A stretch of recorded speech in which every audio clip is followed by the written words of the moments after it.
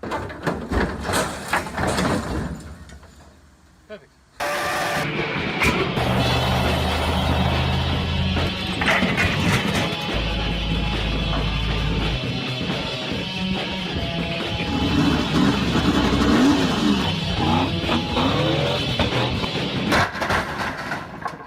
Perfect. Alright, so when you go to install the pads themselves, the drum pads, or whatever they're called, the shoes, that's the one, these bolt holes are going to cover it just a little bit, so you just need to give a slight trim. Try to make sure you keep this angle so that the retention pins or whatever, these activation bits, are still in place. They've got a little bit of meat there, they don't receive too much force, so just a little bit's fine, but you can see this one I'll leave a little bit more. I just drew over it with the pen accidentally. So just give them a trim and make them nice and smooth. This side doesn't need it, so everything clears relatively nicely. And these will move around a little bit. This one's stuck. Anyway, it'll drop down a little bit. That should be right. So just give them a trim and then test fit it and see how it looks, and give it another trim if you need to. So after a little bit of careful trimming, you can see plenty of room around that one, plenty of room around this one, and hopefully they don't need any more trimming. When it's in there, you can move it a little bit just to get a little bit extra room to get that bolt in, but you should be able to assemble these outside of the car and then install this onto the car and bolt it down while all the pads and shoes and everything are attached, just to make life a little bit easier, because assembling it on the car kind of sucks. Alright, so the dust cover's also got to be trimmed, so just sort of eyeball it. It's not too important, or most people won't find it too important. So you just, there's the bulb hole, line up your bulb holes. There's one, there's two, and you can see that it's going to sort of impact, so just trim it off there and there, and then that should fit neatly, and you'll see it will clear plenty on both sides. So just a quick how to install. Once you've got everything ready to go, you take off all of your brake components. So it'll be a caliper, it'll also be this backing plate here for the caliper mount, the 4 nuts that hold that on, so you can see them here, it's just 4 14s. And then quite often you'll need to flip your disc brake over, sit it back onto the mounting flange, loosely put on some wheel nuts, and then use it like a slide hammer in order to get the axle out. So once the axle's out, you just get covered in disgusting diff oil, put it down like that, then grab your new backing plate here, make sure you've got it orientated the correct way, and then slide it down onto your axle. So the how do I describe this? The brake shoes are a little bit tight to squeeze in the that mounting plate, so you just need to sort of like wiggle one side in, and then the other side should go in. Sometimes it's easier to do it like this, sometimes it's easier to do it when it's in the axle. I'm just going to cut to it being installed and the axle being in, and then you have to line up the correct holes of these ones. So you just start with this one's the easiest way to do it, and then the other should line up.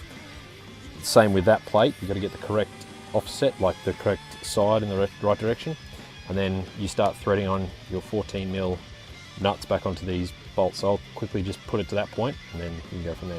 Alright, so I got all my bolts in, but on my test fit up, I've noticed that that bolt there touches the shoe still, so I just need to trim a little more out of that shoe between the bolt and the spring hole. And the I guess this side's slightly different to the other side because I had to take that spring off to get the nut on. It was so tight, so I'll remove this shoe, trim that a bit, and put it back on, and see where we're at. Alright, so I modified that just a little bit, so now it doesn't touch the nut in there. So it's still a little tricky to get on with that spring there. So just pop the spring off to undo that one. I'm not sure why this side's different, but that's just the way it is. So anyway, next step, if the camera focuses, is just throw your disc on. So that's relatively easy with 2 hands, and it sucks with 1. Alright, there we go, disc is on. So obviously when you go to put the wheel on, you'll have 2 wheel nuts, or 4 wheel nuts as it were, and that will make having the disc straight a lot easier. So I'm going to buzz these on next just to simulate that the wheel is flat, because this has got a nice tight fit, and I'll put the caliper on. Alright, so the next thing you got to throw on is your caliper. Make sure you've got appropriate hardware. These are just for mock-up purposes. Buy proper hardware rated for brakes so that they don't fall off. So pretty simple. may have to push your pads out a little bit like I do, but it just slots straight in there. So as you can see, everything's all mounted up nicely. Disc spins freely. There's a little bit of rub just on this pad. I just couldn't see it properly with my hands. So once these are once you start using the brakes, it'll settle these to even. And then you'll have nice free spinning setup. So the last thing you need to do is to just attach your handbrake cable once you've got the other end sorted out. So you go through there, jam that one in a toll. And you can see the cable will fit over this little armature. Just like, well, however it goes on. Anyway, once you've got that on, you attach the spring from here up to, I think I cut it off, damn, slight oversight. So, pretty much the way that the handbrake return spring worked was you had this sucker hooked in here and it came up to about here where there was a piece of metal like this one that had a hole in it. It's at about there somewhere. So we might just have to drill a new hole, just a little bit across. It's got to leave enough meat for it to click in. We'll be able to hook that on. We've got a handbrake return spring again. So don't forget that bit, drill a hole.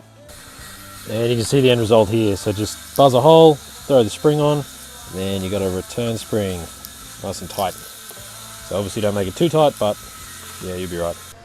Alright, so I found it was easier to unbolt this bracket to then get the cable onto the handbrake pivot, and then you can see where the other mount holes are drilled.